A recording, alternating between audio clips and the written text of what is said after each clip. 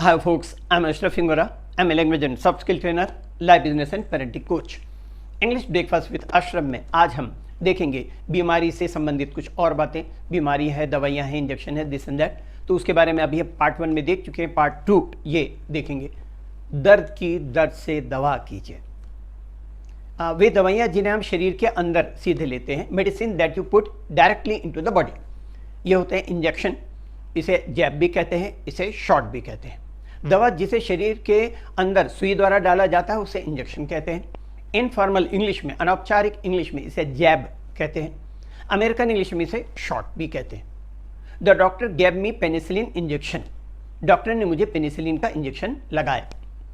Have you had your jabs? इसका मतलब क्या तुमने अपने इंजेक्शन ले लिया है? अब इंजेक्ट मतलब इंजेक्शन लगाने की क्रिया को इंजेक्ट कहते हैं। एग्जाम्पल देखिएगा, the doctor injected him with insulin. Doctor ने उसे इंसुलिन की सुई लगाई। सिरिंज किसे कहते हैं? सुई लगाने के लिए प्रयोग की जाने वाली पिचकारी जो रहती है, जिसके सामने सुई लगी रहती है, उसे सिरिंज कहते हैं। किसी विशेष बीमारी के लिए जो दवा दी जाती है, medicine for a particular illness. अब इसके लिए क्या क्या नाम है इनको देखें। पेन किलर, दर्द को कम करने या बचने के लिए प्रयोग की जाने वाली दवा को पेन किलर कहते हैं। एंटीसेप्टिक, किसी जख्म आदि को संक्रमित होने से रोकने वाली दवा को एंटीसेप्टिक कहते हैं। एंटीबायोटिक, वह दवाई जिसका प्रयोग बैक्टीरिया को नष्ट करने के लिए और बीमारी का इलाज करने के लिए किया जाता है, उसे एंटीबायोटिक कहते हैं। फिर सिडेटिव या ट्रैंक्विलाइजर, ऐसी दवा जिसका इस्तेमाल शांत करने के लिए किया जाता है, उसे सिडेटिव या ट्रैंक्विलाइजर कहते हैं। स्लीपिंग पिल्स, वह दवा जो आपको नींद लाने में मदद करती है, उसे स्लीपिंग पिल्स कहते हैं। फिर देखिए, वैक्सीनेशन या इम्यूनाइजेशन, किसी को इंजेक्शन देकर बीमारी से बचाना, टीका लगाना या वैक्सीनेट या इम्यूनाइज अगेंस्ट कहलाता है। और इस प्रक्रिया को इम्यूनाइजेशन या वैक्सीनेशन, जिसे हम हिंदी में टीकाकरण कहते हैं, ये कहा जाता है। फिर देखें एंटीडोट, जहर के प्रभाव को रोकने के लिए प्रयुक्त की गई दवाई को एंटीडोट कहा जाता है, ये कहते हैं। दवाई लेने पर होने वाली समस्याएं क्या क्या होती है? Problems in taking medicine. देखिएगा, एलर्जिक एंड एलर्जी, अगर किसी दवा की वजह से आपकी बीमारी बढ़ जाए, शरीर पर लाल चकत्ते आ जाएं, तो उस दवा के प्रति आप एलर्जिक हैं और ऐसी अवस्था को एलर्जी कहते हैं। ओवरडोज, दवाई जिसका अधिक मात्रा में लिए जाने के कारण का खतरा हो, उसे ओवरडोज कहते हैं। मतलब आपने दवाई ज़्यादा ले ली हो, उसे ओवरडोज कहते हैं।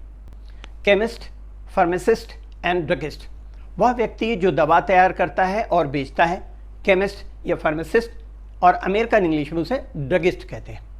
और दुकान जहाँ पर दवाई बेची जाती है उसे केमिस्ट कहा जाता है या केमिस्ट या फार्मेसी कहलाता है। अल्टरनेटिव मेडिसिन, अधिकतर डॉक्टर द्वारा दी जाने वाली दवा से हटकर अलग तरह की दवा, जैसे जड़ी बूटियाँ हैं, मसाज है या एक्यूप्रेशर आदि, इन्हें अल्टरनेटिव मेडिसिन कहते हैं। हर्ब्स, हर्बल्स या हर्बलिस्ट, अब देखें, पौधे जिनके बीज या पत्तियां दवाई के रूप में प्रयोग की जाती हैं, हर्ब्स कहलाते हैं। एडजेक्टिव में हर्बल कहलाता है। और जो व्यक्ति इन जड़ी बूटियों को बेचता है या दवाई के लिए नुस्खा लिखता है, उसे हर्बलिस्ट कहते हैं। अब देखिए, एक्यूपंक्चर क्या होता है? बीमारी का इलाज करने या दर्द का निवारण करने, मतलब दर्द को ख़त्म करने के लिए शरीर के अंगों में सुई चुभी जाती है, इसे एक्यूपंक्चर कहते हैं। अब ये एक्यूपंक्चर जो होता है, उसके थ्रू वो जगह सुन्न हो जाती है और आपको दर्द का एहसास नहीं होता। देन देखें एक्यूप्रेशर, बीमारी का इलाज करने या दर्द के निवारण के लिए शरीर के अंगों में जो दबाव डाला जाता है, अलग अलग तरह से एक्यूप्रेशर होते हैं, तो उन्हें एक्यूप्रेशर कहते हैं। एग्जाम्पल देखिएगा, I get cramp in my leg, मुझे पैर में खिंचाव लगता है। कुछ अब एग्जाम्पल्स देखिए, किस किस तरह से प्रॉब्लम्स होते हैं, फिजिकल में शारीरिक समस्याएं होती हैं, उन पर कुछ सेंटेंसेस हैं। Then she has a strong feeling of nausea, उसे उबकाई का तेज अनुभव हो रहा है। I couldn't slip a wink last night, मैं कल रात को एक झपकी भी नहीं सो पाया। आई एम फीलिंग फीवरिश, मुझे बुखार जैसा लग रहा है। I have sprain in my wrist, मेरी कलाई में मोच आ गई है। I think I have slip disc, मुझे लगता है कि मुझे स्लिप डिस्क की समस्या है। आई हैव साइनसाइटिस, मेरी नाक के भीतर साइनस की सूजन है। आई ट्विस्टेड माई काफ, मेरी पिंडली ऐंठ गई है। आई एम क्रॉकी, मेरी आवाज़ घरघरा रही है। I feel the room spinning, मुझे कमरा घूमता हुआ सा महसूस होता है। आई एम हॉर्स, मेरा गला बैठ गया है। इस तरह शी इज़ इनकंटिनेंट, उसे पेशाब और पखाने में नियंत्रण नहीं है। I have got a blister on my finger, मेरी उंगली में फफोला हो गया है, छाला हो गया है, इस तरह। I have got a tingling sensation in my thighs, मेरी जांग में झुंझुनी लगती है या झुंझुनी है, झुंझुनी का एहसास होता है। शी हैज़ गॉट एक्नी और पिंपल्स, उसे मुहासे हो गए हैं। हर फेस इज ब्लॉच्ड एंड स्वॉलन, उसके चेहरे में धब्बा और सूजन है। हैव यू गॉट कैटर, क्या तुम्हें नज़ला, जुकाम जिसको बोलते हैं, हो गया है। शी हैज़ गॉट डैंड्रफ, उसे रूसी, सिर में खुजली आती है, रूसी हो जाती है, पाउडर जैसा गिरता है सिर से, that is called. You have got frostbite, उसे शीत दंश हुआ है। अगर बर्फीली जगह पर चल जाते हैं ऐसे ठंडे नंगे पैर तो कई बार उसकी वजह से तकलीफ हो जाती है। He has torn his ligament, उसके तंतु फट गए हैं। जनरली घुटने फुटबॉलर्स का अक्सर हो जाता है, दौड़ने और इस तरह से अलग अलग तरह से मूव करने से लिगामेंट रप्चर हो जाते हैं, उस तरह। हर आइज वेयर पफी, उसकी आंखें सूजी हुई थी। योर फेस इज ब्लॉची या स्पॉटी, तुम्हारा चेहरा धब्बे युक्त हो गया है चेहरे में, इस तरह। I have got mouth ulcer, मेरे मुंह में छाले हो गए हैं। Her hair is infested with lice, उसके बालों में जुए की भरमार है। My son's wisdom tooth is erupting, मेरे बेटे की अक्लदार निकल रही है। द कट इज हील्ड, जख्म भर गया है।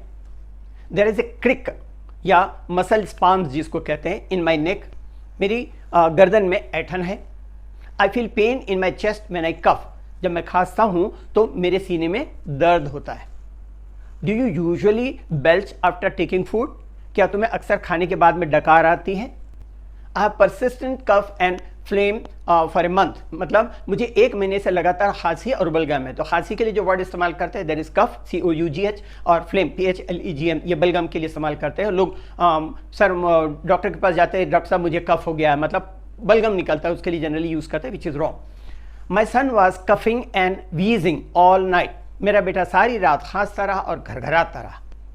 माई nose sometimes bleeds in summer, मतलब मेरी नाक से गर्मी में कभी कभी खून बहता है। Does he have any pain while passing urine, इसका मतलब उसे पेशाब करने में कोई दर्द होता है। My muscles are often stiff in the morning, मेरी मांसपेशियां सुबह अक्सर कड़ी हो जाती है, टफ स्टिफ हो जाती है, stiff muscles. I sometimes see spots in front of my eyes, मुझे कभी कभी आंखों के सामने धब्बे दिखाई देते हैं। How long have your gums been bleeding, तुम्हारे मसूड़े से कब से खून बह रहा है। The pain isn't continuous, it comes and goes, इसका मतलब दर्द लगातार नहीं होता, कभी आता है कभी जाता है, मतलब कभी दर्द होता है कभी दर्द नहीं होता। Bend down and touch your toes, नीचे झुको और अपने पैर के अंगूठे को छू। Put the thermometer under your tongue, जीभ के नीचे में थर्मामीटर को लगाओ या थर्मामीटर को रखो। I am feeling pins and needles in my foot, मुझे अपने पैरों में चुभन महसूस हो रही है, कोई चीज़ चुभ रही है, इस तरह से महसूस हो रही है। You will have to get x-rays of your chest taken, मतलब तुम्हें अपनी छाती का एक्सरे कराना पड़ेगा। I get a burning sensation when I urinate, मतलब जब मैं पेशाब करता हूँ तो मुझे जलन होती है, पेशाब में जलन होती है। Do you have pain in your शिन्स, इसका मतलब क्या तुम्हें पैर के सामने के हिस्से में दर्द होता है। ये जो हिस्सा होता है ना, ये हिस्सा कहलाता है shin. Do you see stars when you get up suddenly, क्या तुम्हें अचानक उठने में तारे दिखाई देते हैं, मतलब हल्का सा चक्कर जैसा लगना, आंखों के सामने तारे जैसे दिखाई देना, इस तरह। You will be treated for cuts and bruise, तुम्हें कट और जख्म के लिए इलाज किया जाएगा। She is having stabbing pain in her stomach, इसका मतलब उसके पेट में अत्यधिक दर्द, स्टेप मतलब चाकू भोंकना, कोई चाकू भोंक रहा हो उस तरह से दर्द होना, उसके पेट में अत्यधिक दर्द हो रहा है।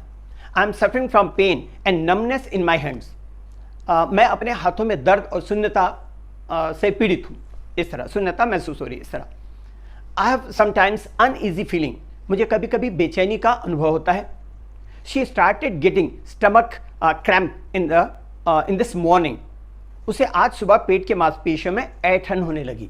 My wife is in a constant state of anxiety, मेरी पत्नी को लगातार व्याकुलता की अवस्था में रहती है, मतलब उसका एंग्जाइटी का प्रॉब्लम है। Call the doctor if you feel severe pain, अगर बहुत ज़्यादा दर्द हो तो डॉक्टर को बुलाओ। She is not able to hear as well as she use to, इसका मतलब जैसे वह पहले सुना करती थी उस तरह वह नहीं सुन सकती, मतलब अब सुनाई कम देता है। Your abscess needs in season two let out the पस, तुम्हारे फोड़े का पीप निकालने के लिए चीरा लगाना पड़ेगा। Which part of your stomach is the pain most severe, इसका मतलब यह होता है तुम्हारे पेट के कौन से भाग में सबसे ज्यादा दर्द है। My father is 80 but all his teeth are intact, मेरे पिताजी 80 साल के हैं लेकिन उनके सारे दांत सही सलामत हैं। I suffered A hairline fracture on the right index finger, मेरी दाहिनी पहली उंगली में बारीक दरार हो गई है, मतलब बारीक सी दरार हो गई हड्डी में, इस तरह। I sometimes see distorted images before my eyes, कभी कभी मेरी आंखों के सामने विकृत तस्वीर दिखाई देती है। ये सारे के सारे फिजिकल एलिमेंट है, अलग अलग तरह के प्रॉब्लम, उसके कुछ सेंटेंसेस आपके सामने।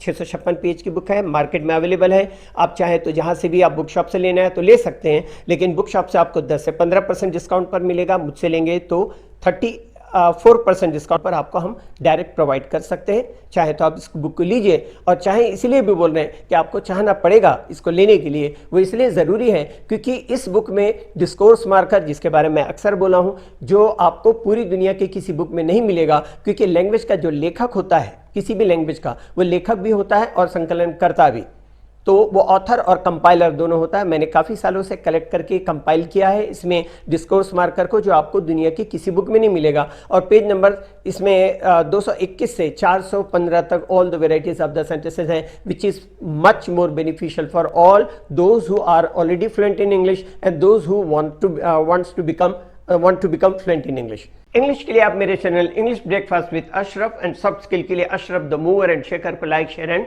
सब्सक्राइब करें। कमेंट सेक्शन में कमेंट करें, बेल आइकॉन प्रेस करें और मेरी बुक जरूर पढ़ें। Thanks for watching.